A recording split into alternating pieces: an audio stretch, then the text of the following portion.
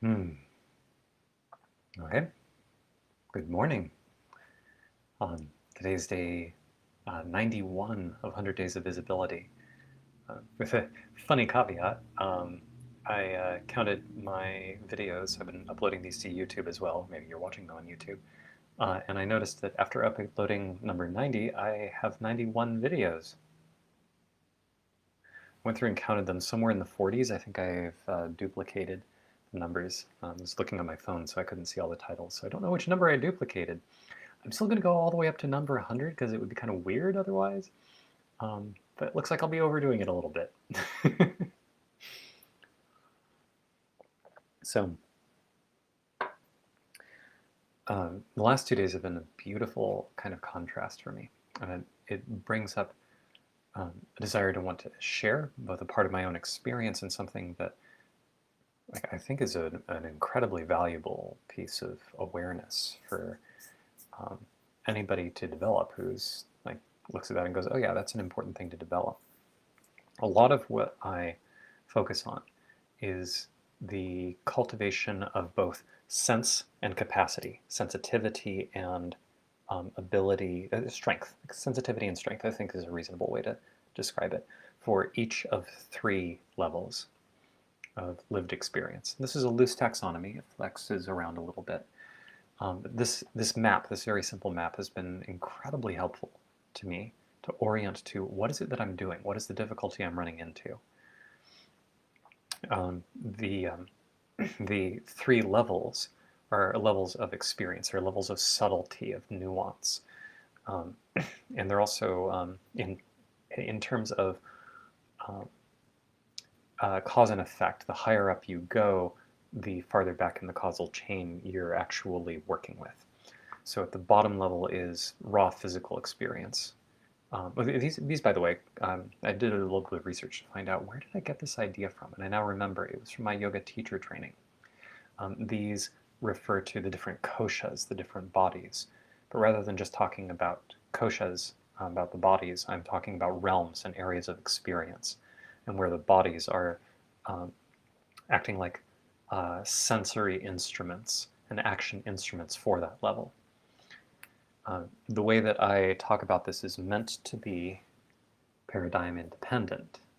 Paradigm independence is a very slippery concept for most people to work with.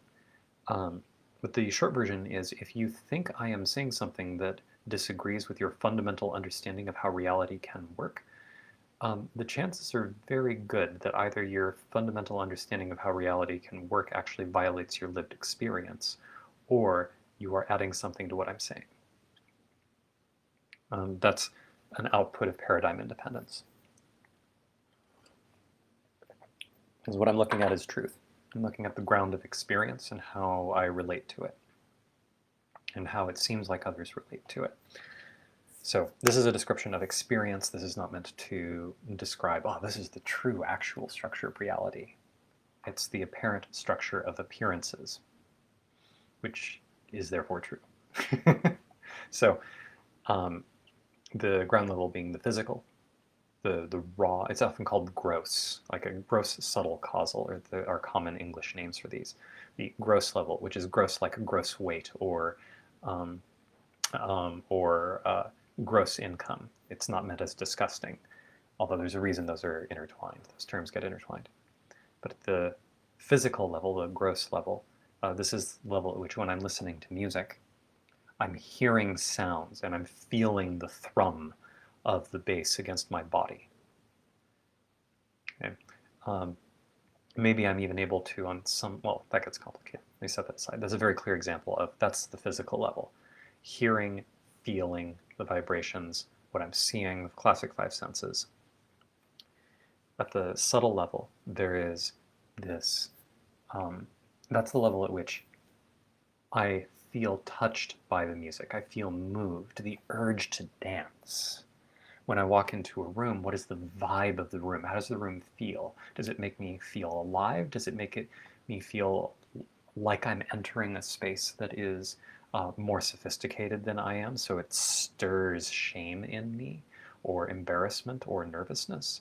Um, Does it inspire disgust in me and walking into a space that's just wrong and off? And there's just even knowing about those two levels and recognizing, oh, those are actually different levels of experience. They're not, it's not like there's a clean line between them, but it's pretty clear that the feel of music touching my soul is a different sense than is the sound that my ears are hearing or the thrum of the music against my body. Of course, they're intertwined in some fashion. Depending on which paradigm you're living in, the physical stuff gives rise to the subtle. But there's there's still a fairly clear experiential distinction between them once you know what to look for. On the third level, which is almost impossible to see if all of your attention is on the physical. It's just a fun property. There's actually a fourth level up here above all three of those that you can't even see from the subtle level. If all of your focus is on the subtle, you can't see through the causal to there isn't a consistent name for this non-dual, absolute, supernal, I would say eternal, beyond the structures of time and space and contrast. But in that same kind of way, if all of your focus is on the physical level, and then you're going, oh, I guess there is kind of a subtle thing, isn't there? But really, it's physical, right? Maybe. Right? If you're operating at that kind of level, if all of your focus is on the physical, it's going to be hard to see through the subtle into the causal. So describing the causal is going to be like, what? And the focus I want to put on for today, from my experience, what I have to share, is about cultivating causal senses. So what's the causal?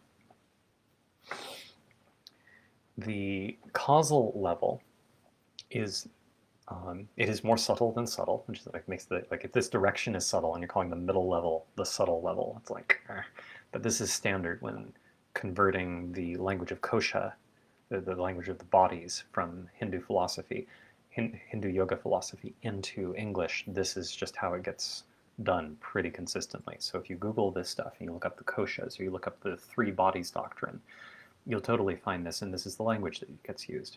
I think it's a little terrible, but at the risk of feeding an ambiguity and just hoping that the context is clear enough, if you go more subtle than subtle, what is more subtle than the caress of music or the way that a sunset, the beauty of a sunset touches the heart? Or the feeling of grief welling up from below and just sort of taking over the mind. What is more? Like if you keep going in the direction of, okay, it's less obvious than even that, less obvious than the tiniest little whisper of, wait, am I right here? Do I really want to say this in this conversation? Like that little whisper, that's still at the subtle level. Like,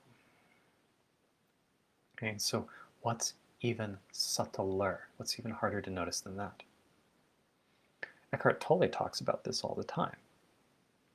One way to say it is it's space consciousness as opposed to object consciousness or thing consciousness.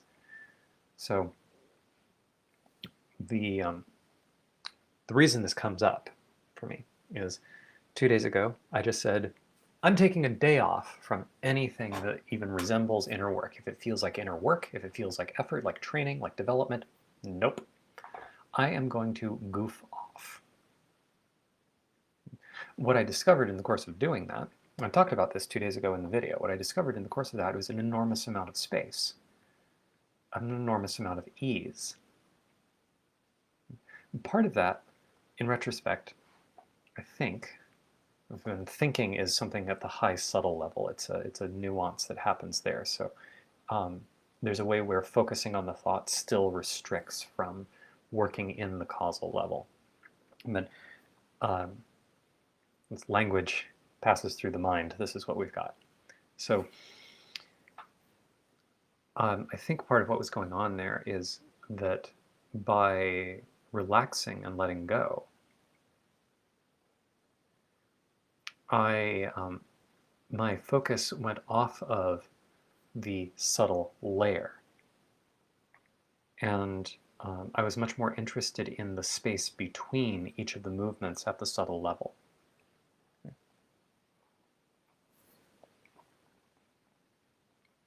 So the an analogy that Bentina Massaro uses for these three levels, you can imagine a planet like the Earth floating in space. The ground itself is the physical level. The atmosphere wrapping around the planet is the subtle level. But empty space itself is the causal level. And there's a way where the empty space permeates both of the levels below it. But if you're focused on the movement of the air or the clouds or the trees or this person, let alone what this person is saying, if you're focused on these things, then you don't see the space. In fact, you can never see the space. When you think of seeing as perception of objects, the objectness is precisely what's keeping you in the atmosphere, so to speak. It's what's the focus on the objects is bringing attention to these mechanical levels. They're very, very mechanical. This is why, for instance, with physics, which is the study of the physical world, in its own terms, loosely speaking,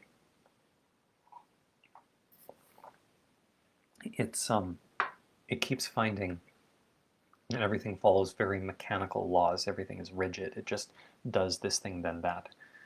Even with quantum mechanics, a lot of people have a lot of really confused ideas about how quantum mechanics works. Within physics, it's actually very clear. It is mathematical. It is predictable. The fact that it is predictable is why you're able to watch this. We use quantum mechanics and its reliability to design computers that are capable of reading these videos. So it's not just a matter of, oh, like consciousness something something. Consciousness is weird, quantum physics is weird, so they're intertwined. Like, well, there's the study of how the physical world does what it does keeps producing this mechanistic behavior, or the description of something mechanistic, where there's no choice, there's no free will at the physical level. You might think, oh, well, I can choose to move my fingers, but the choice isn't happening at the mechanical level of do the muscles tense or not. I don't have a choice over whether the muscles tense. I have the choice over whether I intend the muscles to tense. So the choice happens way farther back, much more subtle. The subtle layer is the same. It's actually just as mechanical. Every bit as mechanical. Right? If I say the N word, some people are going to flip out. And this particular N word is so damned. It is so key that I can't even specify what the N word is without this creating a mechanical activation that makes everything else I have to say incredibly difficult to hear. Right? So that's a property of, this is like having a gun.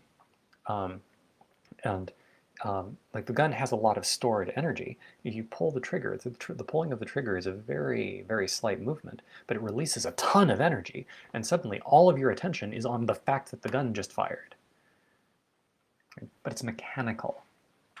It's absolutely mechanical. Emotional triggers are mechanical. We just don't physically see them with our physical eyes. So when your attention, the center of your focus, is on the physical level, the mechanicalness of the subtle level is invisible. What we're dealing with today, the weirdness of the modern world, is that we have vast, vast violence and force and movement happening at the subtle level, but the collective level of conscious sensitivity is not focused on the subtle level almost at all. So this creates what amounts to a breeding ground it's a subtle breeding ground where they end up having mind viruses just spontaneously exploding, and nobody is using the kind of immune system. Well, not nobody, but for the most part, cultural immunity isn't there. Culture is an example of something that evolves at the subtle level. So what does it mean to have a rich culture that is kind, that is sane? When we keep trying to answer those questions with vague spatterings of philosophy, but the focus is still at the physical level. There's a little bit of subtlety here when we start talking about the importance of things like care and equality. But most people who say these things have no idea what they're talking about. They're still focused on, well, how do I know that care or equality has happened? Well, because this result happens that I can see. That's the mechanical effect. That's the truth. Okay? The truth is that you actually have no more choice over the subtle level than you do the physical. Choice isn't at that level. Those are effects. These are realms of effects. They're absolutely mechanical. The more detail you experience of them, and the more closely you examine how they work, the more obvious it will be that everything they do is predetermined. That doesn't mean that you can exactly predict every nuance.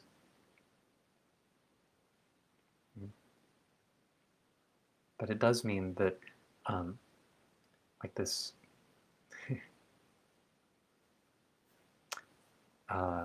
there's a nuance there that I'm not quite sure how to say the energy of. Where does your effort go? Where do you choose to apply your energy? It doesn't matter how much you want a door to open or how right it is for the door to open. If you push on the wall next to the door is not going to open. If it does open and you attribute it to your pushing on the wall, you will go slightly insane because your relationship to truth breaks down in the course of you pouring all of your energy into an action that has nothing to do with the result that you're aiming for. So learning to see these mechanisms and recognizing how much free will you don't have is incredibly key. It's super key. So there's all that. So I think a lot of what was happening for me on Wednesday was pulling back on pushing on walls next to doors and dropping a whole lot of energy there. I knew there was something in there, and I talked about this in my video a couple of days ago. There was a kind of efforting that I'm so used to putting into everything. I'm watching a lot of it show up as I'm talking here. There's a trying to name it all in real time is very difficult because speaking is so slow. So slow. And the movements at the level of subtlety I'm talking about are so tiny that by the time that I start talking about one element, 5 more have already happened. But if you develop subtle senses and if you're paying attention to them, you can feel the flickers. Like how honest, how frank am I being? How open? I mean, that flickers in and out. And the trying to control how open I am directly is it's the same kind of thing as trying to make sure that everyone has the same income. It's focused on the wrong level, and so it corrupts. So the inclination in me to make sure, oh, am I open? Let me make sure I'm open. That's that does something to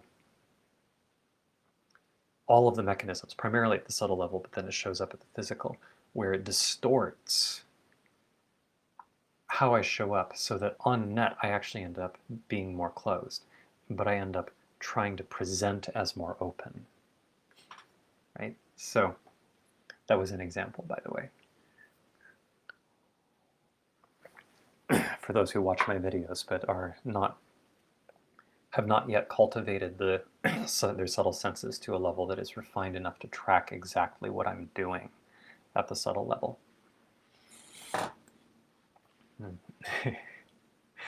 I don't mean to make this, well, there's a part of me that wants to make this sound a little mystical, a little magical, because I think there's an aesthetic here that I really like. But but it's also very grounded. This is like how I remember as a child, I would watch action scenes in films, and most people don't have a contrast experience with this. So I'm going to describe something, and it's going to sound normal, right? Which is this this kind of action where people get into a fight, or there's a big fight scene, and there's just movement, a kind of chaos of movement. And you might focus on a couple of things, particularly if the camera really, or the setting really slows down, like watching the guy, like one of those kind of movie things where it slows it down and it shows a specific blow. Then you can notice it. But like when I was in the ballpark of 6, they were just chaotic messes. But I didn't know they were chaotic messes. I didn't have a contrast. It was just a fight scene, an action scene. Fast forward 10 years, and I think if I remember right, yeah, I think I was 16 when I got my black belt in Aikido Jiu-Jitsu, which is the basically Aikido. It's a martial art based on blocking and throwing, redirecting and throwing, rather than trying to break the arm or strike the person really hard. I sometimes humorously describe Aikido as the art of harmoniously uniting your opponent with the earth. But the reason I bring it up is that there's a process of cultivating physical senses in a martial arts context that refined them, so that by the time I was 16, when I would watch these action films, I would see all of the little details of, oh, the person deflected the strike this way, or they kind of blocked it here. And yeah, there it's Hollywoodish because there wasn't enough force behind that guy's punch for it to matter. And like all these scenes where the person has a kind of dagger. I'll go ahead and use this like faux lightning thing. Like they got this dagger that the person's trying to push down to their throat. They're trying to fight back. And to me, it's really obvious that the answer is to go this way. They just push it off to either side. And that's something that my body now knows to do, because that's a lot of the kinds of moves that Aikido does. A strike is coming in this way. They come at 90 degrees. There's no resistance, approximately no resistance, and it lets you control where the strike goes. But it's not rationalized that way. It's not reasoned that way, I should say. So cultivating physical senses would actually make the action scenes transform. Now I could go back and look at those same action scenes that I found super confusing when I was 6 and recognize I didn't even know I was confused. Now I can see all of these details. I see the way the person shifts their weight. I see the kind of strength they're putting through their blow. I see how that part is meant to be theatric, because nobody is going to swing a fist that way in that kind of circumstance, or if they are, they're a really bad fighter and it doesn't make any sense, but boy does it look good. This is like the 3-point landing for superheroes. 3-point landings make no sense. It's like, that's meant to look awesome and is horrid at shock absorption. You do not land on a knee when falling down. Like, it doesn't, there's a reason we have all of these joints and bones and so on in our feet and our ankles, and like, you just destroy your knee unless you have some kind of epic superpower, which they're meaning to show off. But yeah, that's why almost everybody who falls down looks like a dork when they do so, because they're not falling to look good. They're falling in a way that their body is reacting in order to keep them safe. So I'm claiming that there is a level of experienced reality, something that actually affects us, the way that music affects us, where it's possible to cultivate senses in the same way, or things that were previously chaotic that we didn't even recognize. Things like, when you go for a walk and you turn a corner in downtown and you look around, and the vision of the area actually feels different than what you were seeing before, and that impacts you. And a lot of advertisers will in fact use that fact in order to affect you intentionally. A lot of them are not consciously working at the subtle level. They're actually deducing the subtle from the effects on the physical. So this is where a lot of statistical analysis comes into play. Statistics is often trying to detect subtle phenomena by measuring physical effects and extrapolating. But if you cultivate the subtle senses, you can feel it in real time. You turn the corner, you feel the impact. If you're not conscious of it, you end up feeling this impact but not knowing it, and it affects you the same way that in a fight you may be confused, but all the things physically happen regardless of whether you notice them or not. So when I'm talking about, when I'm trying to give these examples, I'm highlighting here's an experience as something that I do, and let me give a little bit of contrast. Okay? And that creates a bit of a shift at the subtle level. If you can't feel that, that's okay. Right? And that's why I named some of these things. So it's a bit of a tangent, but it's important in part, both because I find this fascinating and I enjoy sharing it, that creating a mental reflection of this map is actually incredibly valuable for understanding how the world works around us, understanding what it means to increase your ability to be aware of what's going on around us, and of noticing what things are outside of your range of being able to notice. So working at the causal level, there is an experience of noticing that the same way I can fixate on the cup instead of on the distance between me and the cup.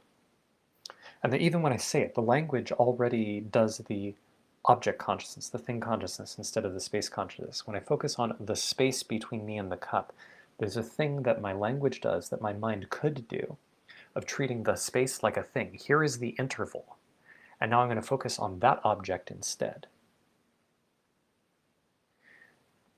What if I notice space?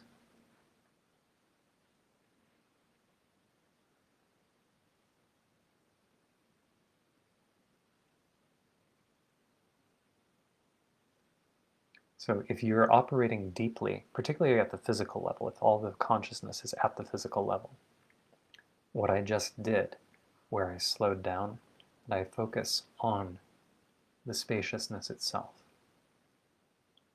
it's going to feel weird.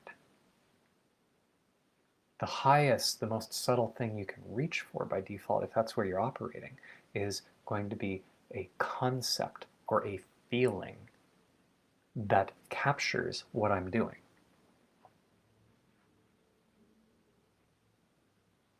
This is why there can be a feedback of awkwardness. But the awkwardness, particularly as I get more skilled at this, as the stillness reaches all the way through, all the way from the causal through the subtle into the physical, as the stillness reaches through more and more skillfully in graceful interaction, there's a kind of ease that becomes easier and easier to feel. And this is certainly an area of my own skill growth. This is definitely something I'm attending to and working on developing. So a lot of my the causal level, one way of expressing it, one way of being in touch with it, is recognizing that it is the level of nothing, or nothingness might be a clearer description. The level of nothingness.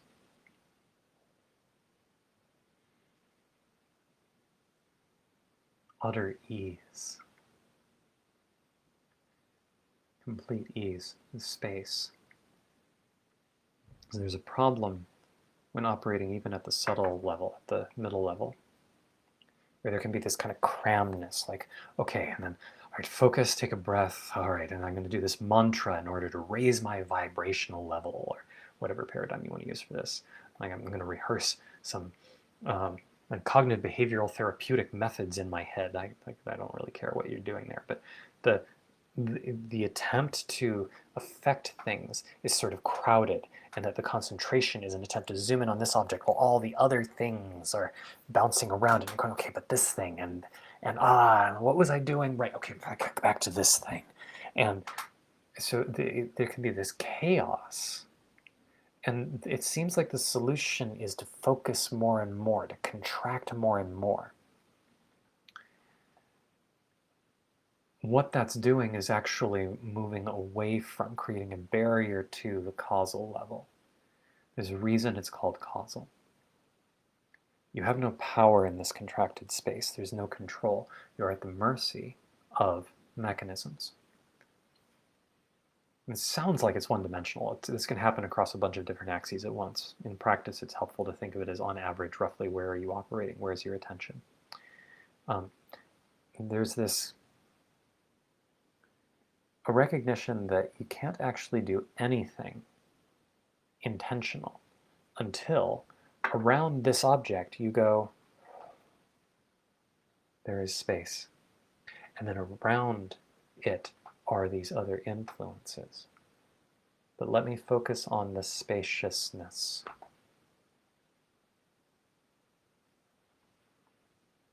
In a Tantra book I've been reading, this is a Buddhist Tantra, so an enlightenment practice rather than the pleasure sexual thing that is called Tantra in particularly the United States.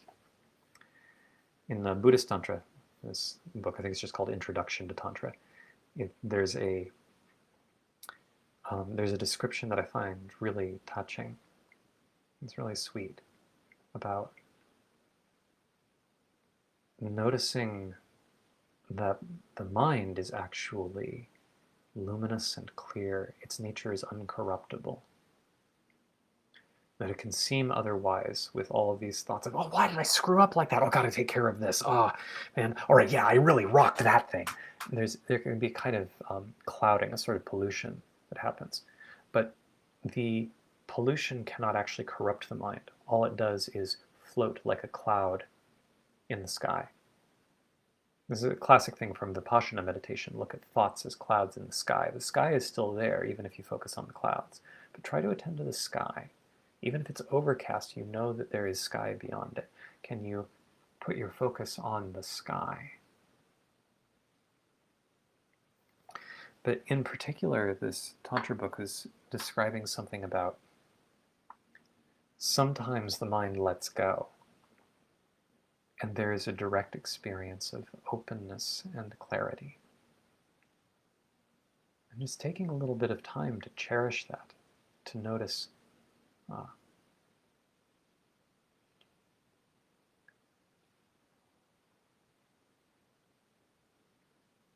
there aren't even words to say there. There's a way to talk about it, but talking about it tends to focus on how to convert it into things so that it can be articulated. So language works in things and the actions that happen between them. Where in language is the description of space without reifying space, without treating space as a thing, as yet another thing to look at?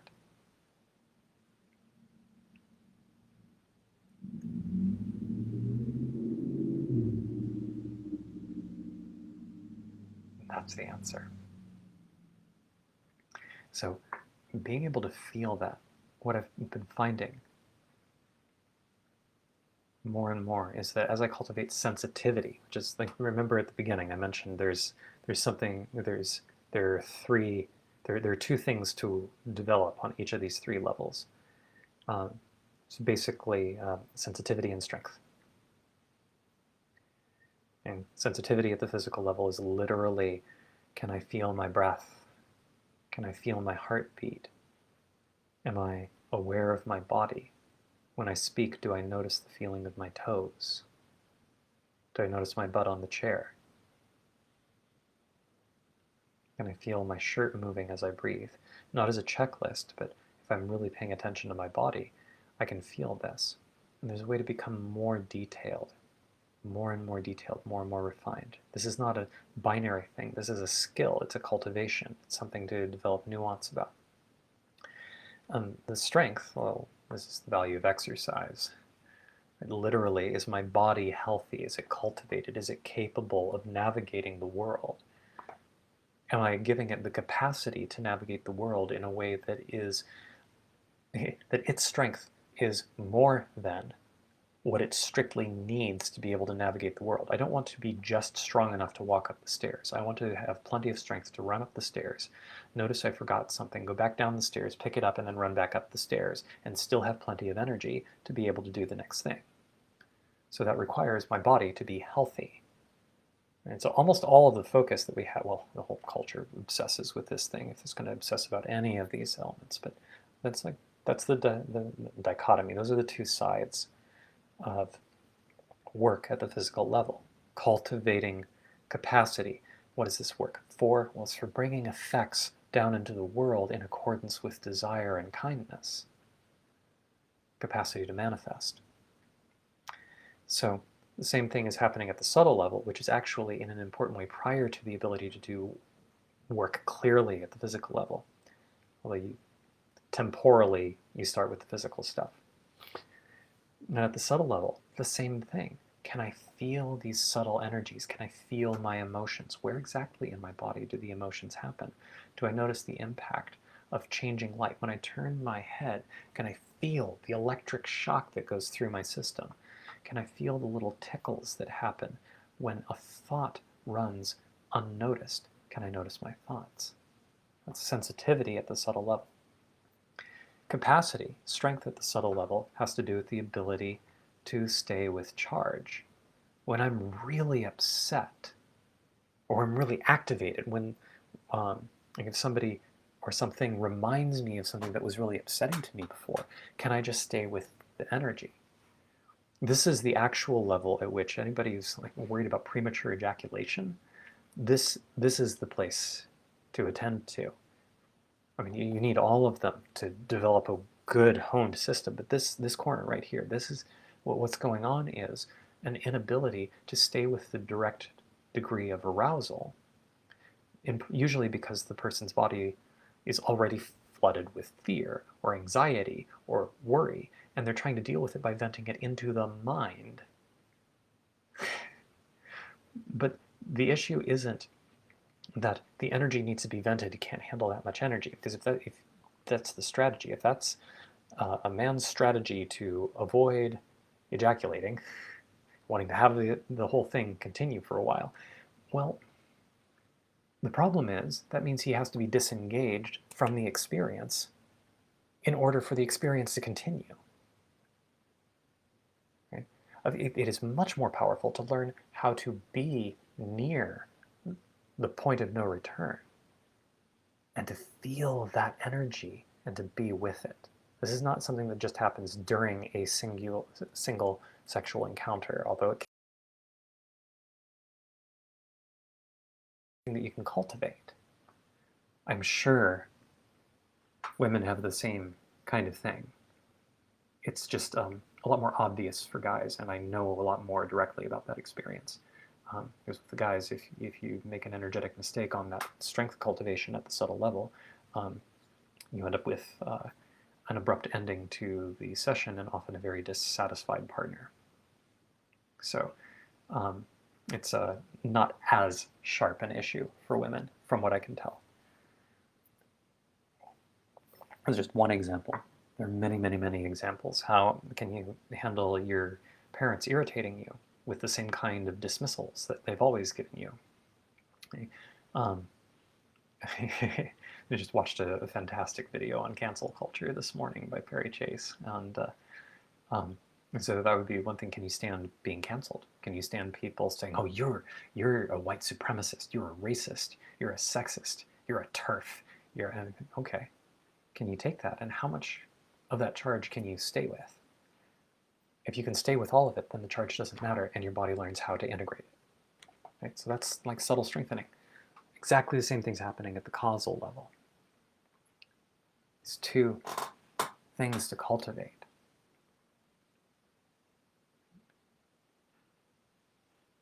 Can I feel nothing? How clearly can I feel nothing?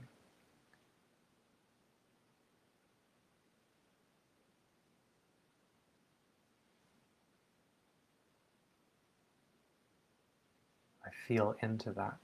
So that's the causal sense. Can I feel nothing? Can I feel myself? Can I feel when I make it about me? Can I feel the egoic boot up? And this is on the edge for me. I'm still like, okay, I can see clear instances of ego, but some of the most subtle ones, the things of I need to be admired, I need to be well, that's a fairly gross level. It's fairly thick. Trying to give an example of something from the realm that is beyond language, that helps me to sense something that I'm having difficulty sensing. It's hard to describe an example of, although I do think it's doable.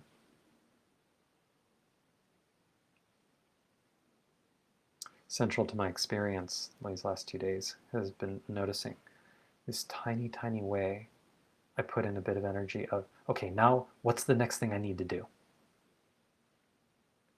Now that's already way down. That's already hit at the low subtle level.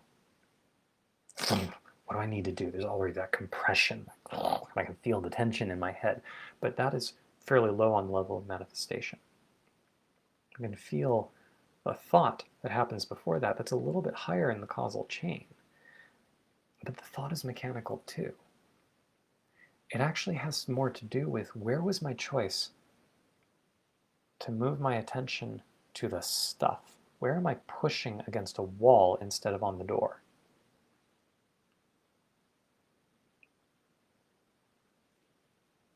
Can I let go?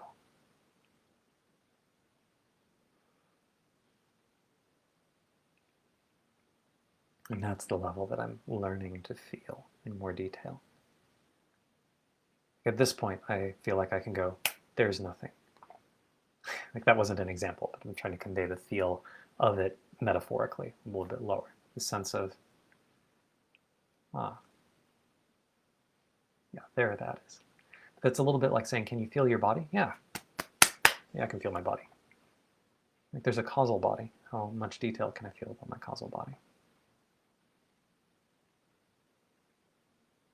I believe a lot more than most, and that's not saying much. Most people can go months and even years without ever noticing that they are experiencing what they're experiencing. So their mind is not reflecting anything of the causal level.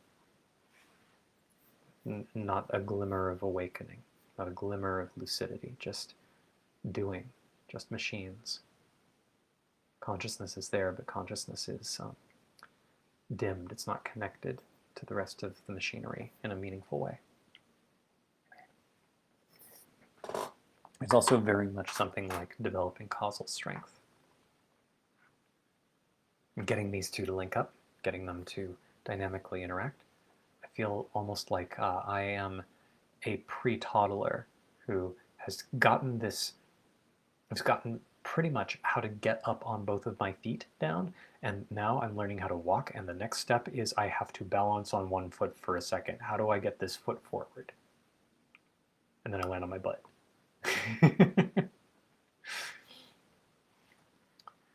I may be a little more advanced than that, but not by much.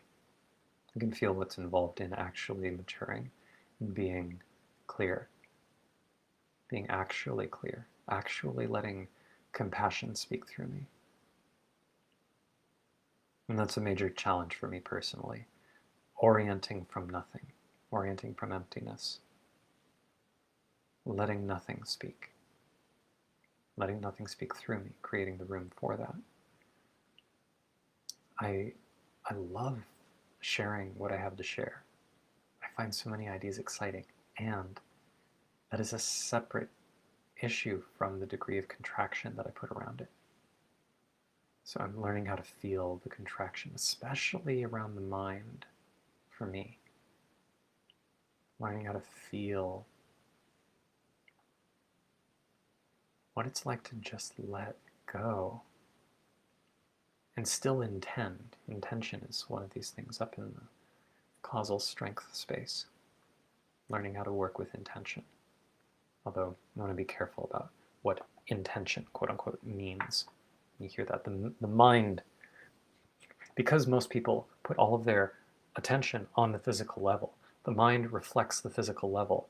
And then when you say something like intention or justice or kindness, the mind will relate this by default. A mind that is trained on the physical level will tend to relate this via concepts that are about the physical level, which is insane. It's hard to see how it's insane when you're in the middle of it. It sounds very sensible, but you see this all the time. Greta Thunberg, I think, is a very clear example of somebody who's doing something like this, where it sounds like she's bringing in a principle, but the principle she's bringing is about what should be happening at the physical level. Her actions are extremely violent at the subtle level. It creates more contraction.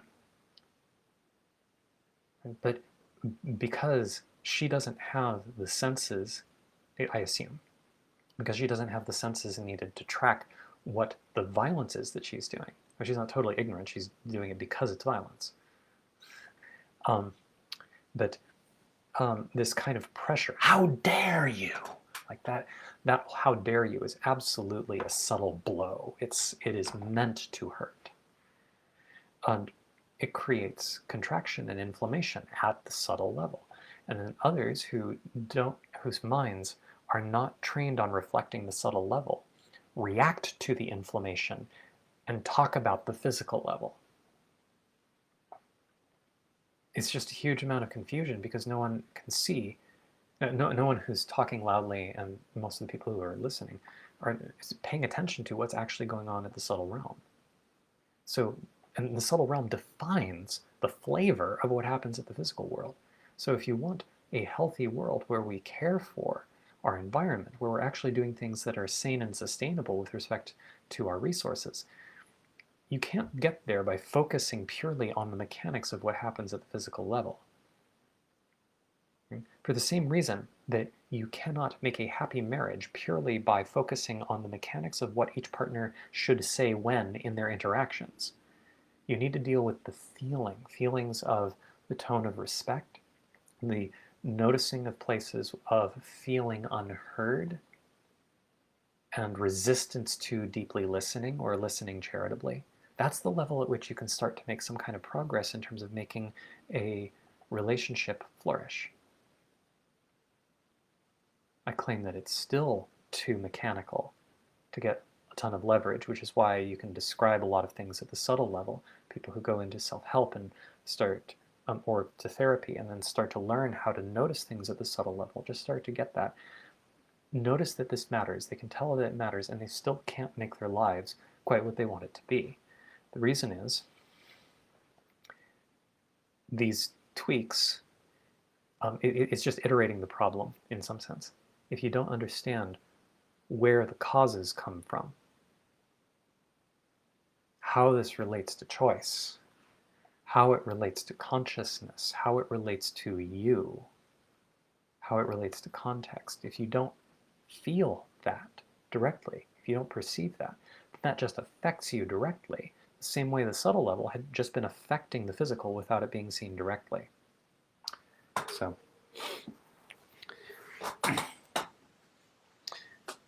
So for me, seeing all of this is a mental reflection that I use in order to navigate a lot of my lived experiences in terms of inner growth. And I notice a place where, oh, here's a place where my center of attention was actually at the subtle level. And that doesn't make sense. I see more from the causal. The causal is, in fact, the only place it makes sense to act from. And it doesn't matter how much you yell at TV characters to do something different. They're going to do exactly what the programming has them set to do. If you make yourself really tense and upset about it, well, I mean, maybe that's part of the experience for you, and you want to enjoy getting upset and yelling at them, saying, no, don't go into the basement, you idiot. Okay, well, if that's part of your experience, cool. That's part of your experience. If you then carry that with you, and you rant about, God, that guy was such an idiot, why didn't he listen to me? Very few people go quite that psychotic anymore, from what I can tell. Although that may be a factor as a filter around me, rather than a property of humans. People walk around talking to themselves all the time. Who is talking to whom? That question is strangely uninteresting. So who are you that you are talking to yourself? What do you know that you don't know, such that you have to tell you? Why not just stop the whole thing and be here?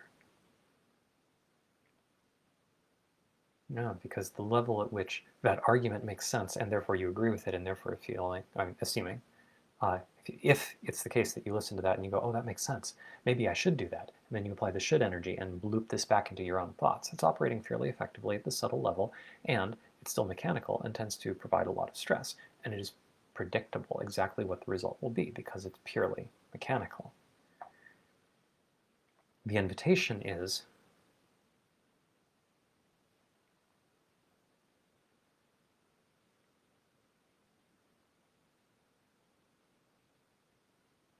so that feels like an edge for me. It's beautiful. It's beautiful. My mind reflects it reasonably well. Really wanted my mind to reflect this, wanted my mind to reflect the causal level more.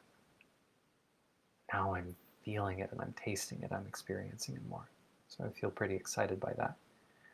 And the excitement, when I'm paying attention the way that I like, is one object in a vast space that is delicious.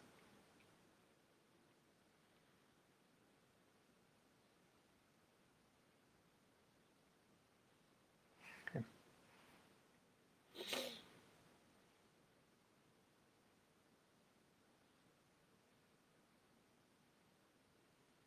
A lot of the time when I'm sitting here being still in these videos, what I'm doing is re-anchoring at the causal level, or at least trying to. Sometimes the inflammation at the subtle level is just too noisy, and it's hard for me to really show it. And I'm learning to give even that meta level thing plenty of space. It's very easeful. It gives me an enormous lived sense, a more and more embodied sense that I can do whatever I want. It's okay. And to make that not a concept but a perception, actual lived freedom.